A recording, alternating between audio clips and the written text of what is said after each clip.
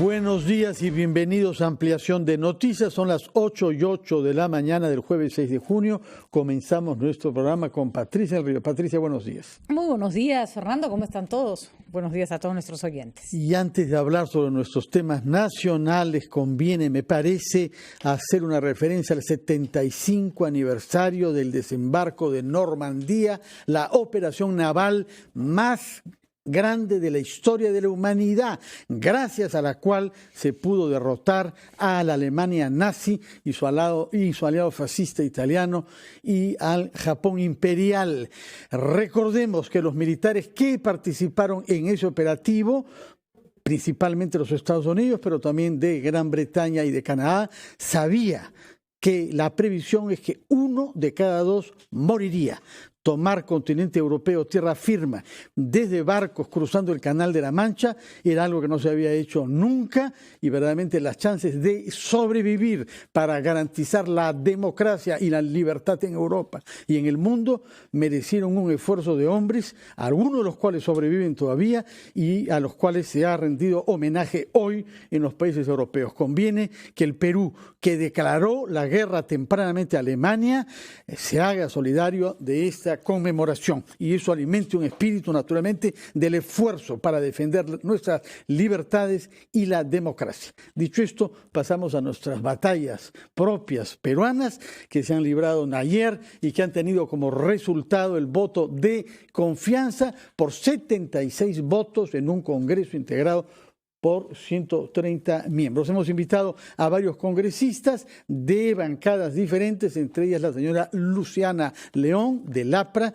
que por lo demás preside una comisión parlamentaria que sesiona hoy de levantamiento de inmunidades parlamentarias sobre las que nos dirá sin duda una palabra. Junto a ella, el señor Juan Cheput, cuyo rol durante los últimos días ha sido destacado hoy por la revista Caretas, que aparece hoy y que nos ha dado algunas informaciones que no sabíamos, porque el señor Cheput ha guardado discreción sobre los esfuerzos que han debido hacerse para que el voto culmine de la manera como ha sido el caso. Está presente también con nosotros el señor Dávila, que es miembro de la bancada oficialista de PPK y representante eminente de Arequipa. Señora León, buenos días. ¿Cuál es el balance que hace usted sobre el resultado del voto? El APRA votó de una manera compacta, es una de las pocas bancadas que votó los 5 en el mismo sentido, el sentido del no a la confianza. Su balance sobre el voto del APRA. Bueno, el partido aprista lo dijo desde un inicio que íbamos a realizar este voto, sobre todo un voto principista, en donde nosotros estaríamos o estamos defendiendo por sobre todo la Constitución, donde enmarcamos que no se puede permitir lo que inicialmente presentó el presidente del Consejo de Ministros, Salvador de Solá, que habría que ponerle al Congreso de la República un plazo determinado para la aprobación de esta reforma política y que ésta debía tener un modo o un sentido. De lo contrario, esta iba a interpretarse como que no había sido otorgada, me refiero a la confianza. Entonces, nosotros, obviamente, como un partido histórico y como defensores de la Constitución, manifestábamos que no podíamos ceñirnos a este mandato imperativo presentado desde un inicio.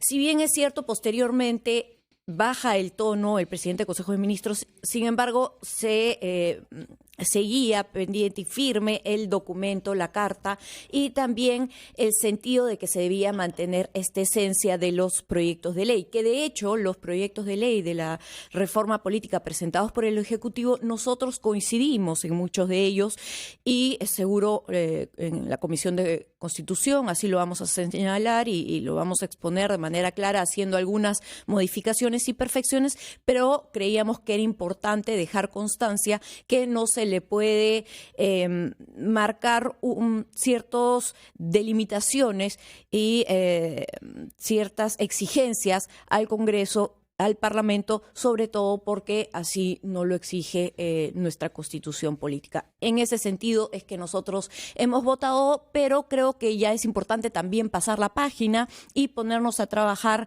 en estas reformas políticas y seguir continuando con lo que nos toca, no solo en estas reformas políticas, sino en las demás normas que tenemos por aprobar en el Congreso de la República, en un escenario mucho más calmado, mucho más tranquilo, en donde nuevamente espero que el Ejecutivo y el Legislativo puedan trabajar de una manera conjunta para resolver los principales problemas de los peruanos, que es lo importante. Va a haber una dura batalla que ya se vaticina, que además no tiene por qué ser agresiva, puede ser una discusión que ayude a comprender varios puntos de vista sobre la paridad y la alternancia.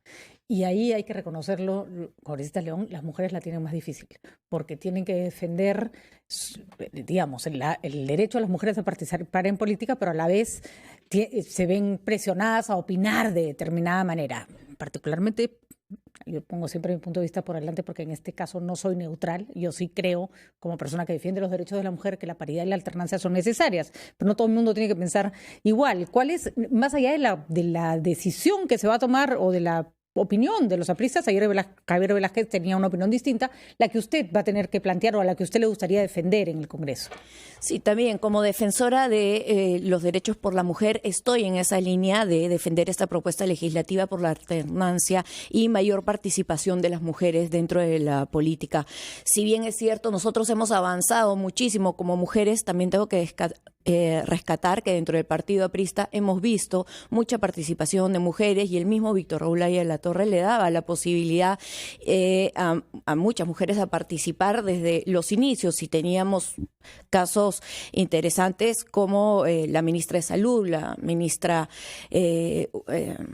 Urizar y también Mercedes Cabanillas en su momento. Entonces, somos un partido histórico que siempre se ha encargado de ser muy innovador en este sentido, y es algo que estamos por delante en temas de vanguardia. Ahora, a los partidos tradicionales les cuesta más, también hay que decirlo, ¿no? Es cierto también que cuesta, pero yo estoy segura que dentro de mi bancada finalmente vamos a ir hacia esta línea, que no solo es en el Perú, vemos que es una tendencia, lo vemos en Europa también. Hoy en día los temas de paridad es algo que se están dando de repente hoy en día como un tema obligatorio, y más adelante estaremos acostumbrados a ver mayor participación de las mujeres en la política y no será necesario poner esta obligatoriedad.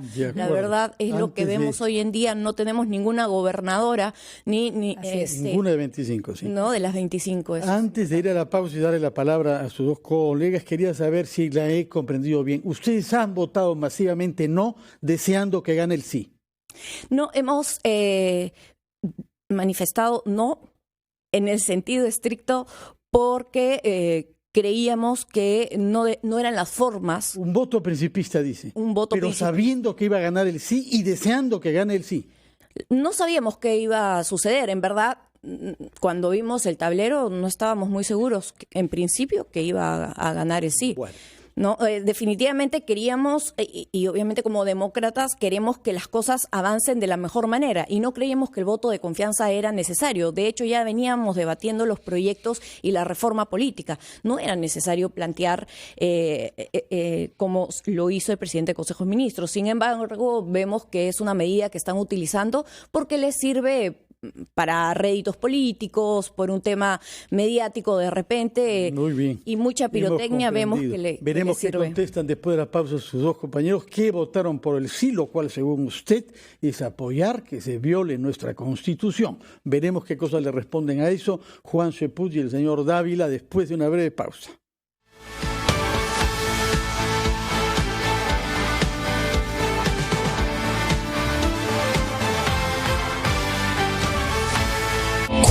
Radio Corazón presenta la voz que cautivó a toda Hispanoamérica. Amaya Montero en Lima, celebrando 22 años de carrera y lo mejor de La Oreja de Van Gogh. 19 de junio, Centro de Convenciones María Angola. Entradas a la venta en Teleticket de One y Metro. Amaya Montero en Lima, gracias a Quijada Concerts.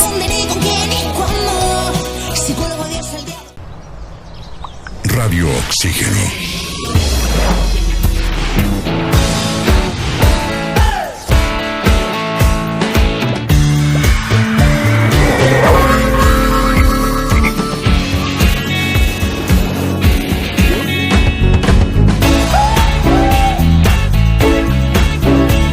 Vemos el mundo diferente porque respiramos música. Radio Oxígeno, clásicos del rock and pop. 3 sujetos armados nos están asaltando.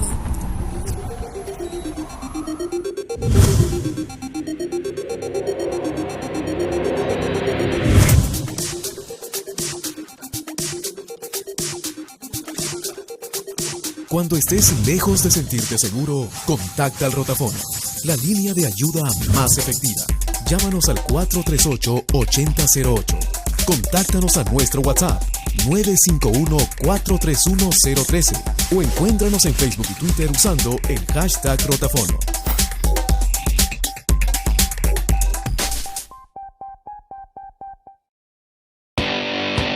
La silla donde usted se sienta cuesta. Cuando viajamos. La mesa donde usted pone sus papeles cuesta. En ningún momento se me comunicó que aquel programa que ya había sido entregado, ya había sido subido al sistema, simplemente dejó de ser transmitido. Y ha entrado en una suerte, en una suerte de parálisis, una suerte de catatonia en cuanto a la acción. Bueno, ingresa en estos momentos el presidente de la República, Martín Vizcarra, está de manera sorpresiva en el Congreso de la República. Pueden estar trabajando actualmente en el Consejo Nacional de la Magistratura. Cuando aún nada está dicho en los asuntos que realmente importan, sus protagonistas se sientan aquí, cada noche, a las 9, por RPP Televisión.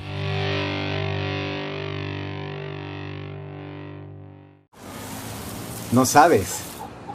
He escuchado por ahí que todos los peruanos que tengan los apellidos como figuran en una larga lista de la Embajada de España obtendrán la nacionalidad española inmediatamente. Así que si te apellidas Gómez, Chávez, Gutiérrez, Pérez, es una oportunidad que no puedes dejar pasar. Hay mentiras disfrazadas de noticia. Felizmente existe RPP, confianza por todos los medios.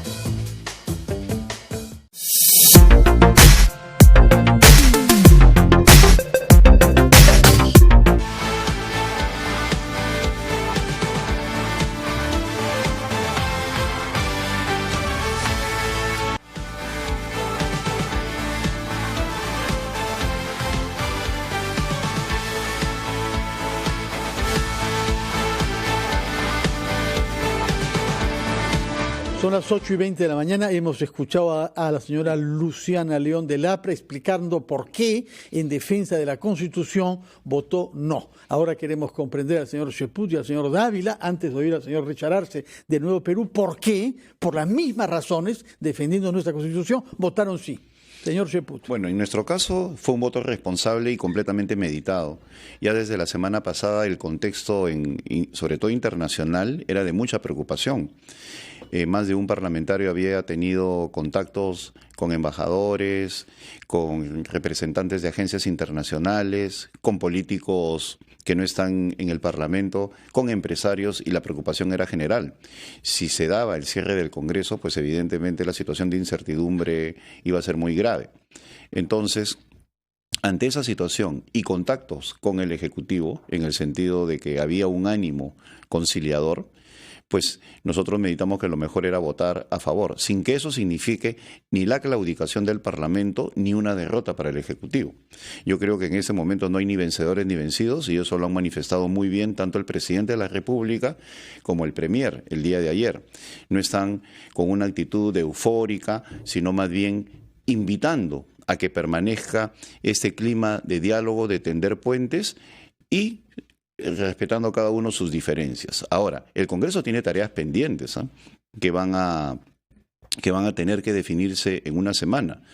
Una de las exhortaciones del presidente, y que ha estado latente en todo momento, es el caso Chávarri, que se tendría que haber visto hoy.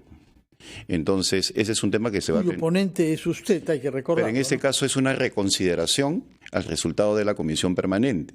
Entonces, dejando de lado este aspecto que a todos nos congratula, ¿no? Y que haya una posición en el Parlamento que favorece la confianza. Yo creo que esta tarea pendiente, la que tiene que ver con el tema Chávarri, que se va a ver en el próximo pleno, va a definir esta relación del Parlamento con la ciudadanía y también con el Ejecutivo. Pues si la exhortación es por la lucha contra la corrupción y la institucionalidad que se manifiesta en el conjunto de leyes de la reforma política, la parte de lucha contra la corrupción tiene un elemento indiscutible, que es el tema Chávarri, que fue el gatillador de la posición del presidente. Así que ese tema aún está pendiente y lo vamos a ver la próxima semana.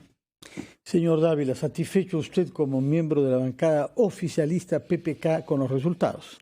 Por supuesto que sí, Fernando. Yo creo que la reforma va a ayudar a generar la confianza con la población. Es más, se aplicó un mecanismo constitucional que al final dio resultado, porque va a recuperar la confianza y la democracia. Aparte de esto, mucho se especulaba del mandato imperativo. Hemos visto cómo el premier ha ido de una manera bastante tranquila, conciliador. Es más, él no ha impuesto plazos, ha pedido que no se desnaturalice y más bien mantener la esencia de los proyectos, lo cual creo que ha hecho reflexionar de alguna manera a gran parte del Parlamento. Tal es así que hemos visto pues que el 77 votos contra 44 y 3 en contra. Eso nos ha llenado de satisfacción y creo yo que con eso va a permitir de alguna manera también a recuperar la confianza de la población. Y lo que tenemos que recuperar es el nivel de aceptación de la población hacia el Congreso de la República. Si bien es una oportunidad para un nuevo comienzo, a mí me gustaría preguntarles cómo pasamos del discurso al acto, porque nunca había escuchado yo tantas declaraciones de cosas que supuestamente interesan sobre las que no se ha hecho nada, ¿no? Por ejemplo, he escuchado a congresistas decir, ¿cómo no nos va a interesar aprobar una ley que impida que postulen personas que tienen sentencia? La persona que lo dice tenía 2 personas en su lista que habían postulado con sentencia. ¿Cómo no vamos a estar interesados en la paridad? Las personas que lo dicen han estado votando en contra de leyes que promovían la paridad. ¿Cómo no vamos a estar a favor de la transparencia en el financiamiento público? Las personas que lo dicen están en contra de, han aprobado leyes que no van en ese sentido. Entonces, el cómo no, la verdad, no tiene ningún respaldo en la realidad. Es decir, si estaban tan convencidos de que eso era importante y que estaba bien, ¿por qué no lo aprobaron antes de que el Ejecutivo lo pidiera? Entonces ahora mi pregunta es, ¿cómo pasamos del cómo no al cómo sí? Y lo hacen realidad, ¿no? Patricia, si bien es cierto, tenemos que hacer un poquito de recuento de lo que pasó y cómo se originó todo esto. Tenemos que ver que el 14 de mayo el premier convoca a los voceros. Estuvo Juan, fueron todos los voceros ahí en Palacio, conjuntamente con el ministro del Interior, conjunto con el presidente de la República, donde se llegan a acuerdos, se llega a consensos, se dice vamos a dialogar, vamos a discutir estos proyectos, justamente a lo que te refieres, ¿no? El impedimento para poder participar o postular con primera sentencia, ¿no? Entonces yo creo que tenemos un escenario bastante amplio donde podemos escoger y elegir a gobernantes que sean preparados, que sean capaces y que no tengan este problema. Tal es así que al día siguiente, lamentablemente, se debate el tema de la inmunidad y se lleva al archivo. Pero es el primer choque que hubo entre el Ejecutivo y el Legislativo. Pero lo que es penoso, y me gustaría escuchar al congresista darse al respecto, es ¿por qué había que esperar que el presidente tomara iniciativas que el Congreso debió tomar antes con el famoso cómo no? O sea, si era tan importante la agenda que planteaba el presidente y todos estaban de acuerdo con ella, ¿por qué tuvo que venir el presidente a decirles, a ver, ya pues, ¿no? Pónganse serios y dejen de aprobar las leyes que ha citado hoy día antes los Flores Arauz, que han sido publicadas esta semana, la verdad. Declarativas. Pero además, para poner en valor el cementerio de no sé dónde. ¿no? Y en creo un que lo que momento tiene que crucial aclararse, para el Patricia, país, un poquito, ¿no? que esto no es una dictadura, ni que se esté imponiendo, ni nada. Muy Pero por el ¿cómo se va a contrario. imponer el hecho de que se le está diciendo al Congreso que haga lo que tenía que hacer? ¿No? Esa es un poco la paradoja de esta figura, ¿no? A ver, congresista. Sí, buenos días. Y en realidad es Buenos nuestra días. principal preocupación. Nosotros estamos convencidos que la mayoría que tiene el fujimorismo no va a permitir desarrollar la reforma y que inclusive que el voto de confianza se pone en riesgo, porque ya dieron el voto de confianza. Ahora habría que ver cuál es el grado de compromiso para que se pueda implementar esta reforma política. Partimos de esa realidad. Somos muy respetuosos. En otras palabras, el Congreso con voto mayoritario está delegando a la Comisión de Constitución y al Pleno del Congreso priorizar los 6 proyectos de ley presentados por el Ejecutivo. Y sí hay plazos. porque evidentemente el objetivo es el 2021. Hay inclusive una política de gobierno relacionada a la lucha contra la corrupción, que es donde se basa el pedido de voto de confianza, pero con la mayor objetividad, y ya lo graficó.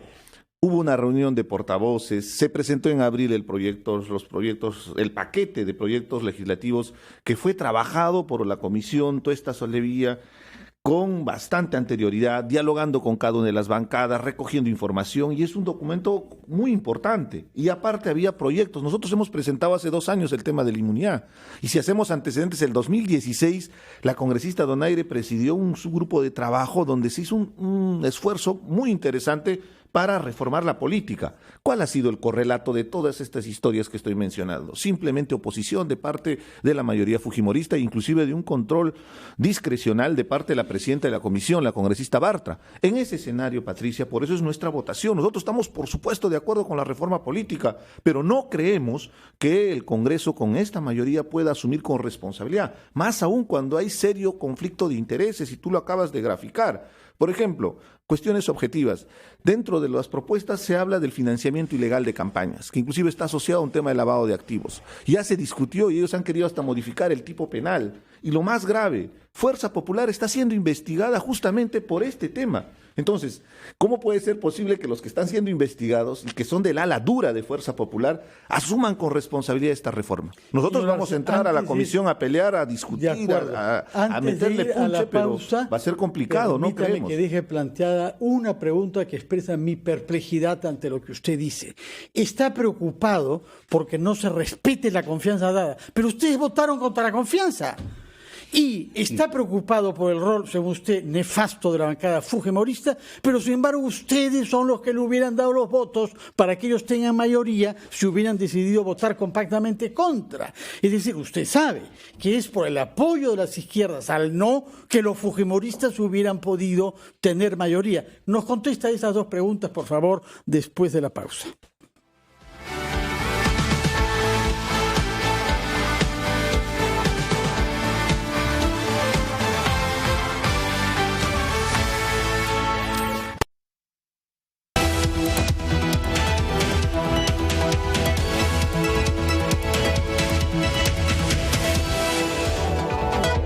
La Comisión de Levantamiento de Inmunidad votará hoy el caso del congresista Moisés Mamani, acusado de los presuntos delitos de falsedad ideológica y falsedad genérica. La Comisión de Constitución estableció una nueva agenda para debatir los 6 proyectos de reforma política planteados en la cuestión de confianza. El alcalde de Lima, Jorge Muñoz, criticó la falta de reacción tras el robo de una familia en el túnel de la Línea Amarilla y aseguró que la concesionaria está tomando medidas al respecto. Esta madrugada, presuntos sicarios asesinaron a disparos a una joven madre en Ate. La víctima se encontraba con sus amigas cuando ocurrió el hecho. Los presidentes de Rusia y China, Vladimir Putin y Xi Jinping, rechazaron una intervención militar en Venezuela.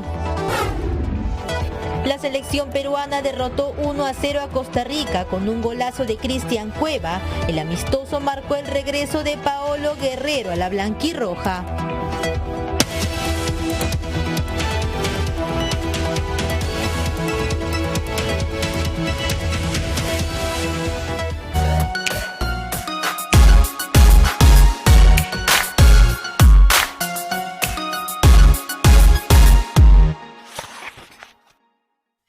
Uno de mis libros favoritos es Música de Cañerías, de Charles Bukowski. Me encanta ese autor porque es, dentro de su simplicidad, es muy complejo y tiene un estilo muy crudo, descarnado y con un humor muy ácido y muy negro. Por eso me gusta. Los invito a que consigan Música de Cañerías de Bukowski y lo lean.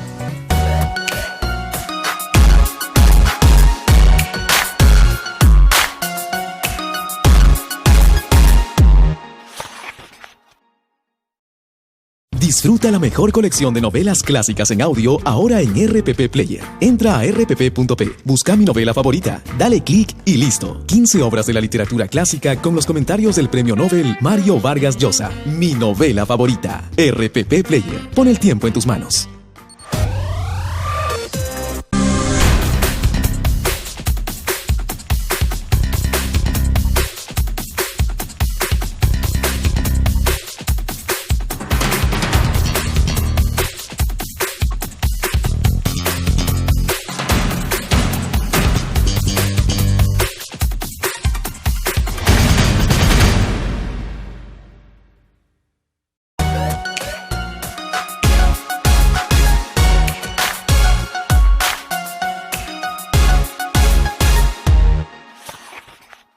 ¿Qué tal? Soy Yanela Neira y uno de mis libros favoritos es uno que leí hace mucho tiempo, pero creo que todavía está entre mis tops, que es Informe sobre la ceguera, de Saramago.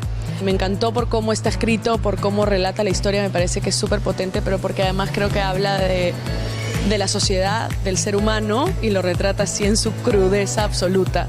Creo que es un libro que te hace pensar muchísimo y lo recomiendo.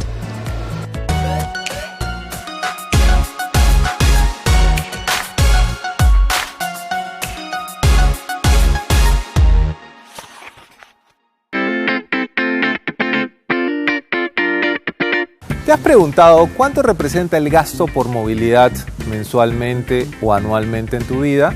Vamos a poner un ejemplo. Las personas gastan en promedio 5 soles al día para ir a trabajar y regresar a casa. Eso significa 25 soles por semana. Pero ¿qué pasa si un día te levantaste tarde, no sé, por flojera o te demoraste un poco más en casa? Ese día tendrás que tomar un taxi para no llegar tarde. Lo que va a pasar es que gastes probablemente 10 soles más previstos a tu presupuesto, asumiendo que el taxi te cuesta 15 soles. Si lo multiplicamos al mes esos 10 soles, vamos a tener 40 soles mensuales adicionales. Te sigue sin sonar mucho probablemente, pero dale, trabájalo por un año. Vas a tener 480 soles adicionales a tu presupuesto. Con ese ahorro podrías ayudar a comprar los regalos de Navidad. Ordena tus finanzas y ordena tu vida. RPP, confianza por todos los medios.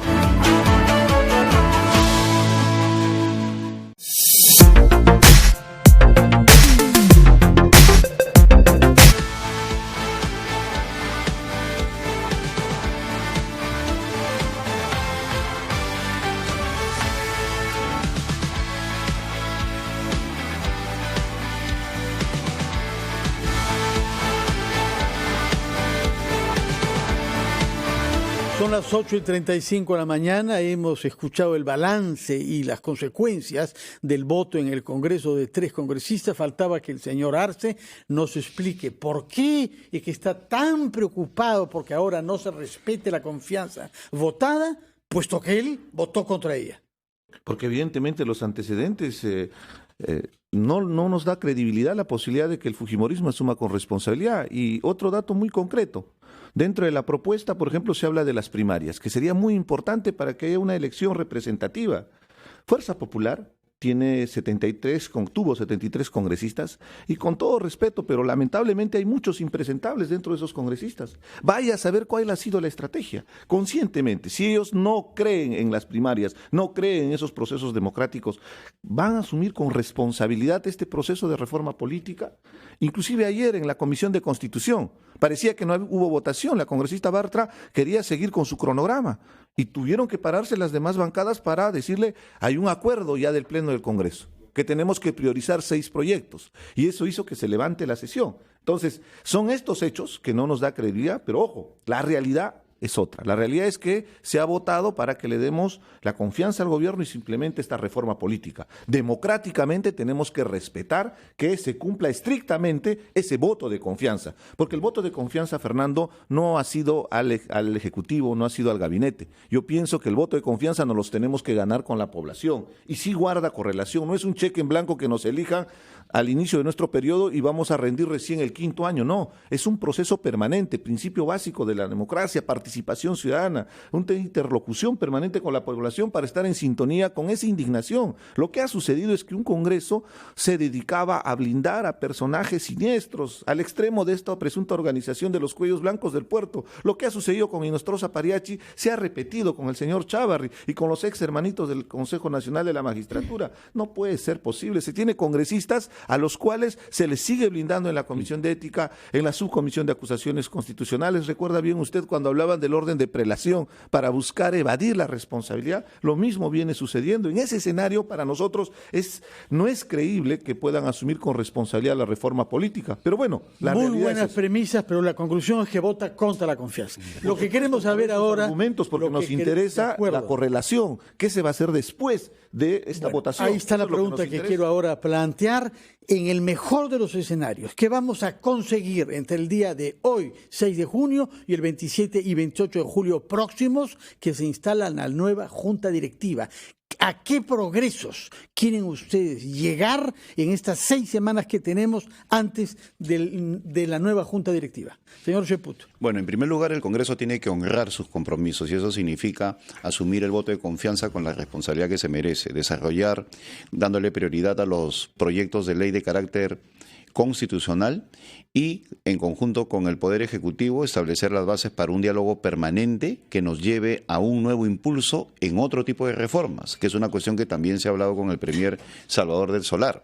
Este nuevo momento, el día después, nos debe llevar a una nueva relación con el Poder Ejecutivo, en el cual no solamente se priorice la reforma política, sino también aspectos vinculados al sistema previsional, a lo económico, seguridad ciudadana, cómo se mejora la infraestructura en el norte. Esos tópicos que han quedado pendientes, un poco tapados por el tema vinculado a la reforma política, yo creo que se pueden poner sobre el tapete. Pero y el ¿cómo otro elemento, el Congreso puede poner sobre el tapete aspectos que tienen que ver con la gestión de los ministerios? No. El gasoducto, Tía María, la activación económica. Lo que sucede es que se tiene que dar un marco legal adecuado para que eso se maneje de otra manera. Y en ese sentido venimos conversando con diversos ministerios, obviamente encabezados por el Premier. Ahora, yo creo que el Parlamento va a ser otro a partir de agosto. Muchas veces se generaliza y se dice el Congreso, y la verdad es que Fuerza Popular no ha sabido manejar la inmensa mayoría de carácter hegemónico, ¿no?, que tenía en el Congreso, en el cual la razón era sepultada por lo cuantitativo, ¿no?, el imperio de los votos. Yo creo que ellos han aprendido la lección. Y por otro lado, la nueva correlación de fuerzas del Congreso te hace que vivamos una situación sui generis. El presidente del Congreso no representa a la mayoría parlamentaria. El presidente de la República no tiene una bancada específica de gobierno como tal, ¿no? Puede tener a Sergio Dávila, pero no llegan a tener un nivel de intermediación adecuado. Entonces, se tiene que construir un nuevo bloque de alianzas, pues lo que estamos viviendo es el correlato de una crisis de Estado. El presidente de la República tiene que ver esta relación con el Congreso y con el sistema de justicia de otra manera, pues de lo contrario estos 2 años pueden ser sinónimo de incertidumbre, más aún si estamos en presencia o estamos muy cerca del advenimiento de un año electoral, en el cual las fuerzas políticas que hoy lo apoyan se van a mantener distantes. ¿Por qué? Por la necesidad de empezar a ganar protagonismo en relación al próximo proceso electoral. Por ejemplo, el apoyo de Verónica Mendoza y su bancada se puede transformar en una crítica política como consecuencia del inicio del año electoral. Entonces es en este momento donde a partir de una agenda, aprovechando este impulso que ha dado el voto de confianza, donde el presidente debe de desreformizar, ¿no?, o sea, dejar de lado la reforma política para construir una alianza mucho más amplia, multipartidaria, para sacar adelante temas que nos convengan a todos de cara al Bicentenario. Hasta ahora el tema del Bicentenario ha sido simplemente un cliché en el gobierno. Y esto no es responsabilidad de solo del Ejecutivo, sino de todos. En el Congreso estamos haciendo grandes esfuerzos, pero procesos transformadores como tal, grandes temas de futuro, posibilidades de ingresar en mejores condiciones al 2021, aún no se han dado, más allá de unos cuantos proyectos de obra física que no transforman un país. Entonces, esos grandes temas, esa narrativa, ese impulso tiene que ser aprovechado por el gobierno. Señora León, ¿qué cosa espera usted que el Congreso pueda hacer en los 2 años que le quedan para no terminar con la triste imagen que tiene actualmente? Bueno, en primer lugar, llevar adelante el compromiso que se ha asumido el día de ayer, aprobar estos 6 proyectos de ley de reforma política presentada por el Ejecutivo, pero creo que también es importante que se incorporen otros textos, otras propuestas legislativas que se encuentran en la Comisión de Constitución, referidas, por ejemplo, también al tema de la bicameralidad. Es un proyecto de ley de repente no tan popular y por eso el presidente de la República, que siempre está trabajando en función a las encuestas, no lo ha presentado, pero creo que es necesario e importante llevarlo a cabo e implementarlo, sobre todo teniendo en cuenta que hoy día no vamos a tener la reelección y es importante tener, sabiendo cómo es la política, cuadros con experiencia, con mayor conocimiento que estén sopesando también lo que pasan en la sala de diputados o en la Cámara de Diputados.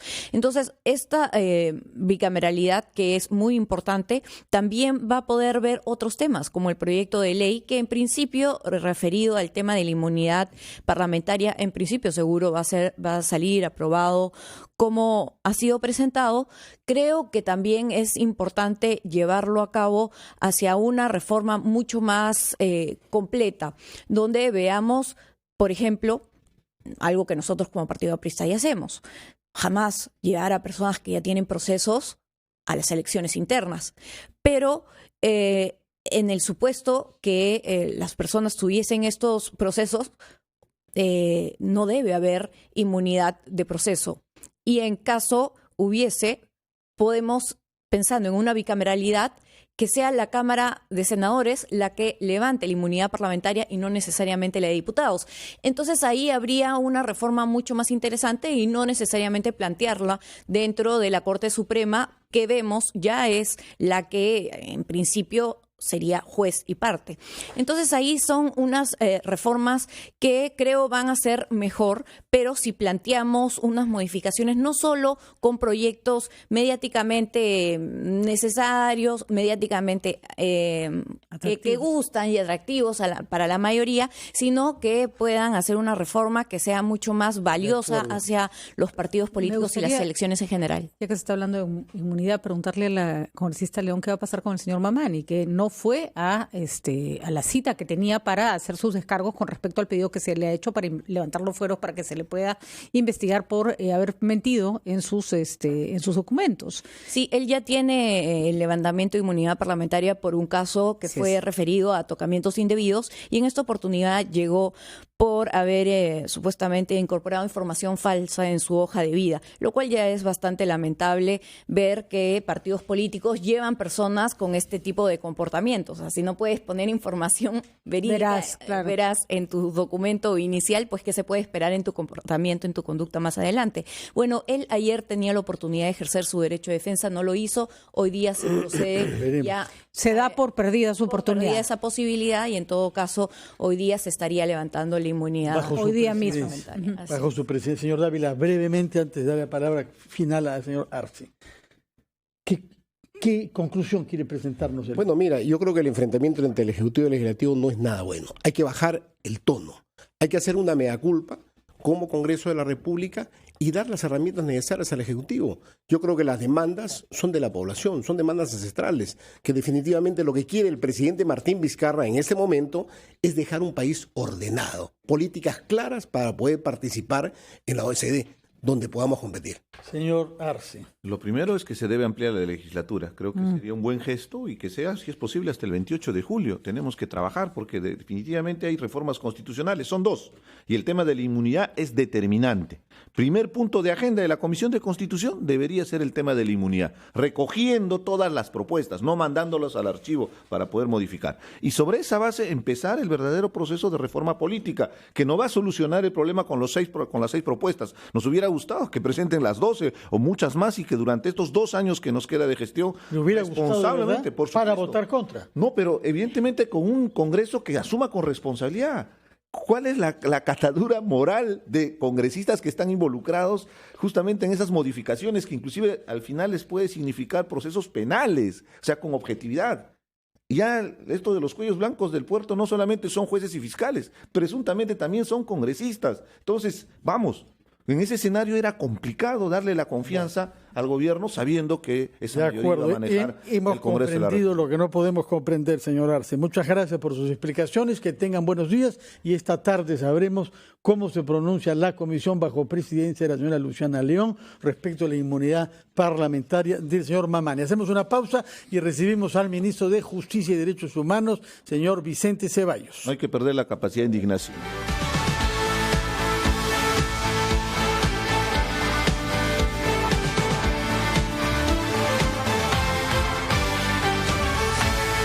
Un día como hoy llega gracias a Universidad Continental, la universidad de la Cuarta Revolución Industrial, con el ecosistema digital más completo para el aprendizaje.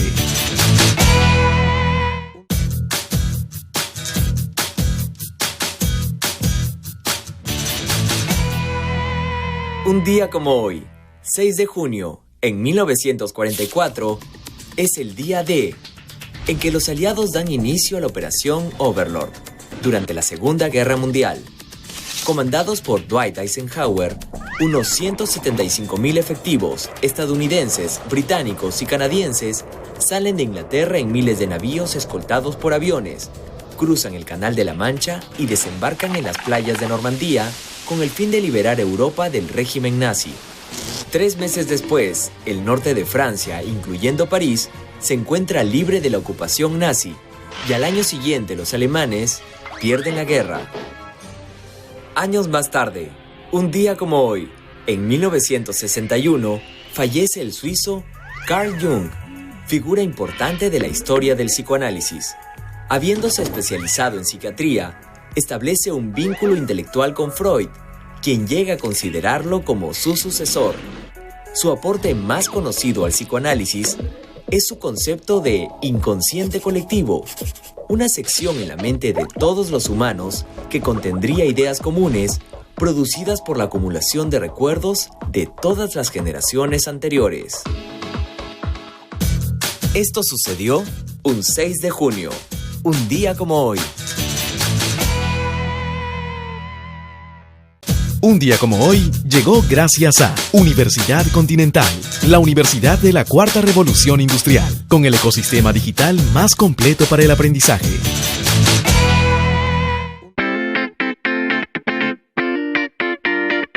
No hay una fórmula mágica para que puedas organizar tus gastos. Sin embargo, te propongo esta estructura simple para que tengas una forma más adecuada de organizar tu dinero. El 10% de tu remuneración, guárdalo y ahórralo.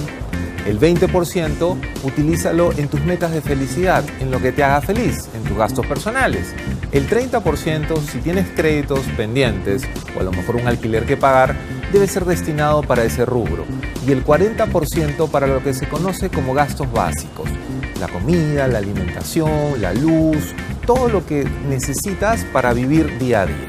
Es muy importante que plantees una estructura y que esta estructura se adecue a tu realidad personal.